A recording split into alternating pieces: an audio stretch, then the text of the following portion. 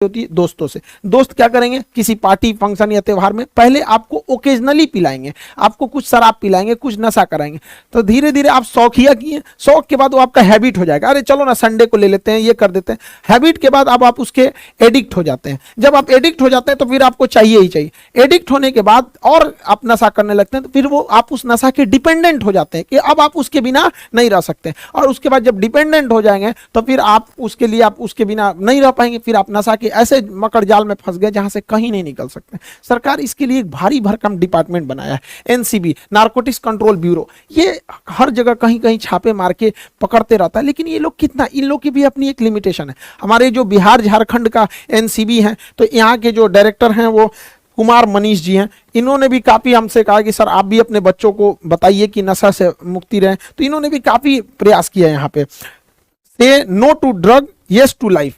नशीले पदार्थ जितना भी है इन सबको नो बोलिए और लाइफ को यस बोलिए। इससे क्या है ना कि जब आप नशा करते हैं ना तो आप उस नशे के आदी हो जाते हैं। फिर आपका दिमाग जब तक वो नशा नहीं करेगा वो काम नहीं करेगा। बिना नशा किए भी इंसान उतना ही काम कर सकता है जितना नशा किया हुआ इंसान करता है। पैसा से लेके हर चीज़ बर्बाद हो रहा है, और एक बार आप इस फील्ड में चले गए तो आपको वापस नहीं ला सकते। जो दोस्त आपको कहते हैं ना कि दोस्ती के लिए शराब पी लो, उन्हीं से कहिए कि दोस्ती के लिए शराब छोड़ दो। और अगर आपको जबरदस्ती पिलाते हैं तो ऐसे दोस्तों को लात मारिए, यहाँ पे किसी काम के नहीं आपको। जो आपकी लाइफ खराब करता है, करियर खराब करता है, ऐसे दोस्तों से साइड रहिए। यहाँ पे करना है पीना है तो पियो, तुमको सिगरेट पीना है, जो करना है, जौहर खाना है खाओ, हमको इसमें क्यों इन्वॉल्व कर रहे हो। तो माँ बाप से भी कहते हैं अपने बच्चों को भी कहिए ये सब नशे वाली चीज़ों से बच के रहे। जहाँ कहीं आभास हो कि आपके बच्चे ऐसे बिगड़ रहे हैं तो उनको तत्काल रोकिए, क्योंकि पौधे को कुचलना ईजी होता है, लेकिन जब वो पेड़ बन जाता है तो बहुत मुश्किल होता है। सरकार की अपनी एक योजना है ई प्लेट।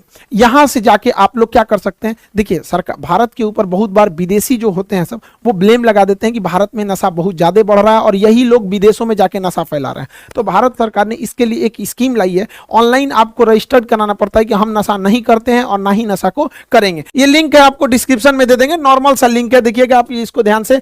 pledge.mygov गवर्नमेंट का ऐप है, .in है। यहाँ पे ये फाइट है अगेंस्ट किस चीज़ के, एनसीबी जो है उसका ये ऑफिशियल, ये भारत सरकार का गृह मंत्रालय का ये डिपार्टमेंट है, पूरी तरह से ये सिक्योर है।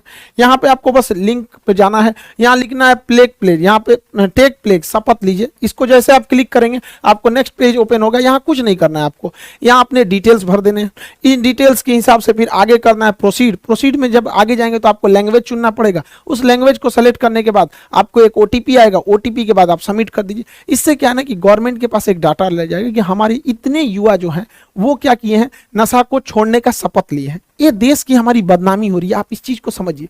जब भारत यूएनओ में जाता है ना तो यूएनओ की अलग अलग संस्था, उसमें आप देखेंगे WHO, वर्ल्ड हेल्थ ऑर्गेनाइजेशन, वहां भारत के ऊपर ब्लेम लगा दिया जाता है कि आपके यहाँ का तो कोई इंसान शपथ ही नहीं लिया। जबकि यूरोपीय देश, अमेरिका वाले इस समय बहुत आगे रहते हैं ऑनलाइन वगैरह चीजों में। तो आपकी भी जिम्मेदारी बनती है, आप इसको करिए। गवर्नमेंट अपने एंड से करती है, लेकिन हम लोगों को भी कुछ ना कुछ समझना पड़ेगा।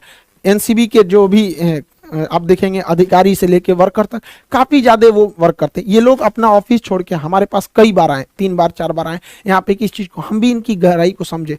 और जब समझ में आए कि छोटे छोटे बच्चे कैसे नशा में फंस जाते हैं तो हम लोग क्या एजुकेशन देंगे। तो आप लोग भी इस नशे से बचिए।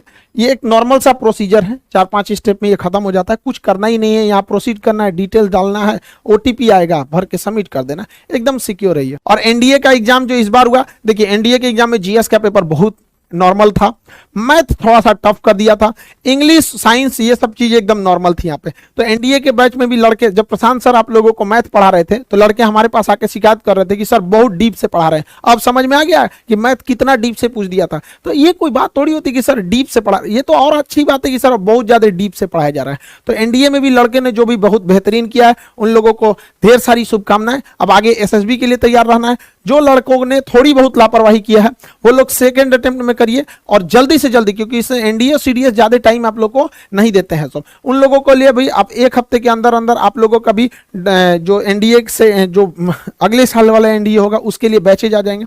लड़कों का कहना है सर UPSC और PCS के बैच में बहुत लेट हो गया। देखिए भाई, महल बनाने में टाइम लगता है, झोपड़ी तुरंत बन जाती है। हमको इसको पूरा मॉड्यूल सेट करना है यहाँ पर कि कैसे गाँव के लड़के को किस तरह से उसकी कॉपी हम चेक करके मेंस का उसको देंगे, कैसे उसको इंटरव्यू के लिए तैयार करेंगे। एक लंबा प्रोसीजर लगता है। दूसरा 1.5 लाख 2 लाख 2.5 लाख जो फीस है UPSC की, वो हमारे बच्चे अफोर्ड नहीं कर सकते। हम तो वैसे बच्चों को पढ़ाना चाहते हैं जिनके पूरे परिवार की इनकम 3-4 हजार है, एकदम गरीब से गरीब लड़का, वो लोग 2 लाख 2.5 लाख का भी देख ही नहीं सकते। लेकिन इसका मतलब ये नहीं कि गरीब का बच्चा अधिकारी नहीं बनेगा। जिस दिन गरीब का बच्चा अधिकारी बनेगा उस दिन वो गरीब के दुख दर्द को समझेगा और वह जाके आगे उस चीज को सुधारेगा। इसलिए अब कोई भी गरीब इंसान अब वो ये नहीं कह सकता है कि हम गरीबी की वजह से 2 लाख फीस नहीं देख सकते हैं यूपीएससी का, तो हम नहीं बन सकते। अब आप घर बैठे बन सकते हैं। हमारा टारगेट यही है कि 1000 रुपए महीने के हिसाब से 12-14 हजार में आप लोगों को अच्छा से अच्छा कंटेंट देके पढ़ाया जाए। और हमारी कोशिश यही है कि हर जगह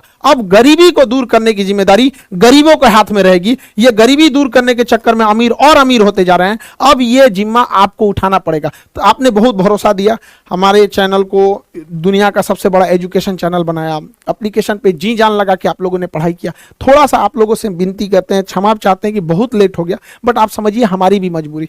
2 लाख की फीस को जब सप्रेस कीजिएगा तो थोड़ा टाइम लगेगा।